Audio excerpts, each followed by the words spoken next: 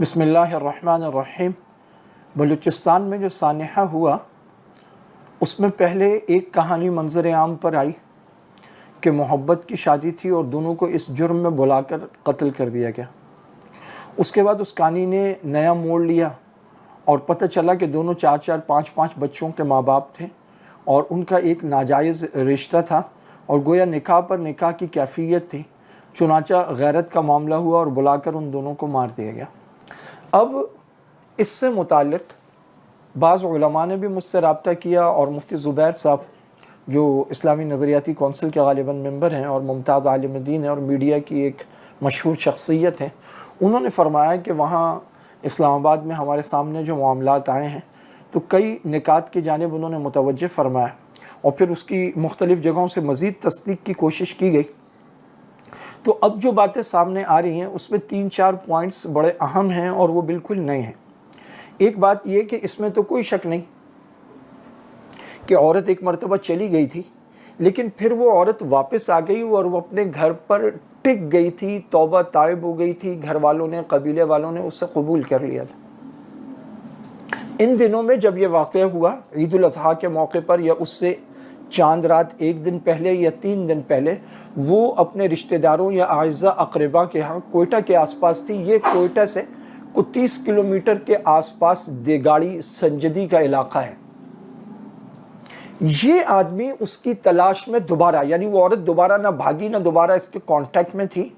وہ جتنا عرصہ بھی گئی اس کے ساتھ پہلی مرتبہ، لیکن وہ واپس آ کر ٹک گئی تھی، اسے معاف کر دیا گیا تھا، وہ توبہ طائب ہو چکی تھی، وہ اپنے گھر میں اب ٹھیک تھی۔ اب یہ آدمی دوبارہ اس علاقے میں دیکھا جا رہا تھا، اسے ورغلانے کی کوشش کر رہا تھا اور ممکن ہے اسی کی وجہ سے وہ اپنے رشتہ داروں کے ہاں کوئٹہ تھی۔ اس آدمی کو 1-2 دفعہ سمجھایا گیا اور آخر کار پھر اسے دھر لیا گیا، کیونکہ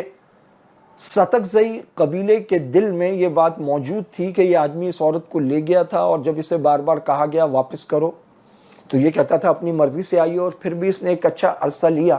اور پھر وہ عورت واپس آئی اور اب یہ دوبارہ اسے ورغلانے کے لیے یا اس کے چکر میں واپس آتا ہے تو ظاہر ہے کون برداشت کرتا ہے۔ آخر کار ایک دن اسے دھر لیا گیا۔ اب یہ آدمی تو پکڑ لیا انہوں نے، اس کی نیت بھی غلط تھی، آدمی بھی غلط تھا اور یہ دھر لیا گیا۔ لیکن اب سوال یہ اٹھ کر کھڑا ہو گیا کہ اگر ہم اسے مارتے ہیں تو اس کے جواب میں اس کا جو سمالانی یا سلمانی قبیلہ ہے وہ اٹھ کر کھڑا ہوگا، وہ اس عورت کو یا عورت کے بھائیوں کو یا قبیلے کے دیگر لوگوں کو، یا ممکن ہے جو لوگ اس کو مارنے میں ملوث ہوں ان کو، تو ان کی طرف سے ایک جوابی حملے کا خطرہ ہوگا۔ چنانچہ انہوں نے یہ کیا کہ وہ جو کوئٹہ تھی اپنے رشتہ داروں کے ہاں عورت، یا ممکن ہے اس کی بار بار آمد کی وجہ سے وہاں تھی، اسے بلوایا گیا۔ یہ ایک ایسا نقطہ ہے اس میں جو کہانی کو پھر پلٹتا ہے اور یہاں پر ظلم، جبر اور تشدد کے ساتھ ساتھ درندگی سامنے آتی ہے کہ صرف اس لیے کہ ان کی طرف سے جوابی حملہ ہوگا وہ معاملہ کریں گے۔ اس آدمی کو اکیلا مارنا درست نہیں، تو اس کو واپس بلوایا اور اسے واپس بلوا کر یہ فیصلہ جاری کر دیا گیا کہ ان دونوں کو مار دو۔ اس جرم پر جو جرم اس عورت سے سرزد ہوا، انہوں نے خود کہا کہ واپس آ جاؤ اور معاف کر دیا اور وہ توبہ طائب ہو گئی اور وہ ٹک گئی، اور غلطی اس مرد کی تھی لیکن انہوں نے اسے بھی بلایا اور برابر کرنے کے لیے دونوں کو مارا۔ وہ جو قرآن اٹھا کر آئی اس پر 2 بات کہی جاتی ہے۔ ایک یہ کہ اسے یہ اندیشہ تھا کہ یہ سنسار کریں گے تو وہ قرآن اٹھا کر آئی اور اس نے کہا دیکھو صرف گولی مارنے کی اجازت ہے، مطلب یہ کہ مجھے سنسار نہ کرنا۔ یہ دوسری بات یہ کہ وہ دل سے توبہ طائب ہو چکی تھی، جب وہ بلا کر اسے ظلماً مارنے کا فیصلہ کیا تو اس نے کہا کہ میرا تو اب اس مرد سے، اس شخص سے کوئی تعلق نہیں، اور میں تو واپس بھی آ گئی اور ٹک بھی گئی اور توبہ بھی کر چکی اور اپنے گھر میں خوش بھی ہوں، اور اگر اس وقت میں یہاں نہیں تھی تو اس خبیث کی وجہ سے نہیں تھی کہ یہ مجھے بار بار تنگ کر رہا تھا یا علاقے میں نظر آ رہا تھا، اس سے پیشتر کہ مجھ پہ کوئی الزام آتا میں اپنے رشتہ داروں کے ہاں تھی، اب تم سزا اسے دینے کی بجائے مجھے بھی ساتھ رگیت رہے۔ یہاں پر ایک اور نقطہ مفتی صاحب نے مجھے بتایا، وہ کہہ رہے ہیں کہ پہلے تعلق کے اندر بھی جب وہ اس عورت کو لے کر گیا ہے یا عورت ساتھ گئی ہے، اس میں ان کے کسی رابطے کے بعد کوئی ایسی ٹیلی فونک کنورسیشن، کوئی واٹس ایپ اور کوئی ایسا ٹیلی فون مواد تھا جس کی بنیاد پر وہ اسے بلیک میل کرتا تھا، ورنہ اتنے بچوں کی ماں ایک قبائلی علاقائی ماحول میں ایک ایسے فرد کے ساتھ نکل کے چلی جاتی اور اتنا عرصہ رہتی، یہ ذرا مشکل بات ہے۔ اور یہی اس کی معصومیت یا اس کے درست ہونے کی وجہ سے اسے دوبارہ قبول کر لیا گیا اور وہ دوبارہ اپنے گھر آ کر رہنے لگی کہ سمجھنے والے یہ سمجھتے تھے کہ وہ شخص بلیک میل کرتا تھا، یہ مظلوم ہے۔ تو اب وہ ہاتھ میں قرآن اس لیے اٹھا کر آئی، پہلی بات تو یہ کہی گئی کہ وہ کہتی ہے سنسار نہ کرو، بس دوسرا یہ کہ تم لوگ میرے ساتھ غلط کر رہے ہو، میں تمہیں قرآن کا واسطہ دیتی ہوں۔ لیکن وہ قرآن اس سے لے کر پہلے اسے گولیاں ماری گئیں اور پھر اسے گولیاں مار دی گئیں۔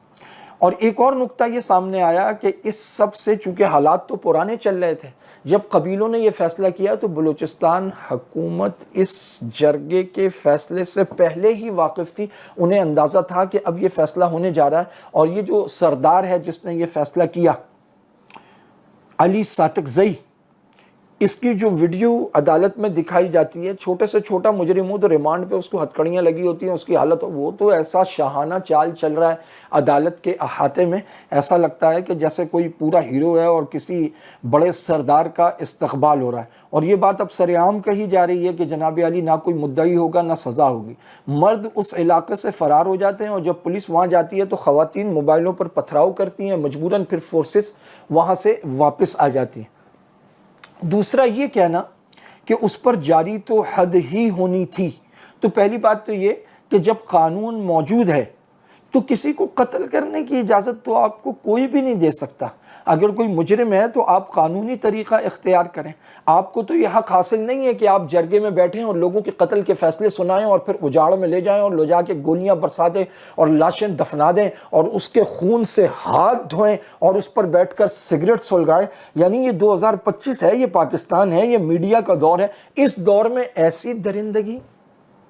اور ایسی سفاکیت کے ساتھ سکے رشتوں کا قتل اور اس سے ہاتھ دھونا اور وہاں بیٹھ کر سگریٹ سلگانا، یہ کس قدر درندگی کی بات ہے۔ اور کسی کو بھی یہ اجازت نہیں دی جا سکتی۔ ٹوٹی پھوٹی صحیح عدالتیں، نظام جیسا ہی صحیح، لیکن آپ نظام کے حوالے کر سکتے ہیں، یا آپ کوئی علاقائی سزا ایسی جو آپس میں کوئی صلح ہو جائے، درست کسی کی جان لے لینا، اسے قتل کر دینا۔ اور پھر مفتی زبیر صاحب نے ایک عجیب بات کہی اور وہ بات بڑی دل لگتی ہے، انہوں نے کہا کہ کوئی ایسے دور دراز علاقے جہاں قوت جابرہ حاصل ہو اور وہ علماء کے جرگے ہوں، وہاں قاضی سسٹم موجود ہو جسے حکومت منظور کرتی ہو، اور قاضی ان علاقوں میں بیٹھ کر شرعی فیصلے سناتے ہوں اور علاقائی قانون کو اس کا اعتراض نہ ہو، وہاں پر بھی صلح صفائی ہوتی ہے، آپس میں معاملات درست ہوتے ہیں، قتل کی صلح ہوتی ہے۔ یہ نہیں ہے کہ قتل کرنے کے آرڈر جاری ہو جاتے ہیں اور ان کو قتل کر دیا جاتا ہے۔ اور وہاں پر بھی اگر علماء کی کوئی عدالتیں ہوں، قانون اسے منظور کرے، یا قانون کی ذیلی عدالتوں میں سنسار کی سزا ہو، تو وہ کسی حد تک قابل قبول ہو سکتی ہے۔ کجا یہ کہ یہ بدماش، یہ غنڈے، یہ عورتوں کا ریپ کرنے والے، یہ زمینوں پہ قبضہ کرنے والے، یہ قطعاً دین سے نابلد لوگ اپنی سرداری اور اپنی بڑائی کے لیے لوگوں کو قتل کر دینے والے، ان کے گھر اجاڑ دینے والے، دہشت گردیاں کرنے والے، یہ لوگوں کا فیصلہ کریں اور یہ کہیں کہ لے جاؤ اور لے جا کر قتل کر دو۔ انہیں تو نہ دین کا پتہ ہے، نہ دین کی سزاؤں کا پتہ ہے، یہ کیسے اس طرح کے فیصلے کر سکتے ہیں؟ اس موقع پر ہم اس کی شدید ترین مذمت کرتے ہیں۔ یہ بدترین درندگی ہوئی ہے، قتل نہیں کرنا چاہیے تھا۔ کتنا ہی بڑا کوئی معاملہ ہو، جب آپ باقی معاملات کے اندر قانون کا سہارا لیتے ہیں، یہاں بھی آپ کو قانون کا سہارا لینا چاہیے تھا۔ یہ قتل بہرحال درندگی ہے، اور ان نکات کے بعد تو اس میں مزید اس عورت کی مظلومیت اور معصومیت ثابت ہوتی ہے۔ تیسری مرتبہ یہ کہانی کروٹیں بدلتی ہے، اور اللہ جانتا ہے کہ آنے والے دنوں میں مزید کتنے شواہد منظر عام پر آئیں گے۔ لیکن ایک بات بہرحال یہاں پر ثابت ہوتی ہے، وہ یہ ہے کہ ان لوگوں کا فیصلہ کرنا غیر قانونی، یہ قتل کرنا غیر قانونی اور درندگی، اور وہاں سگریٹیں سلگانا اور ہاتھ دھونا اور قرآن پکڑ کر لائی ہوئی ایک عورت، اس کے ساتھ یہ حشر کرنا، یہ قطعاً نامناسب اور درندگی ہے، اور اس درندگی کی جتنی بھی مذمت کی جائے وہ کم ہے۔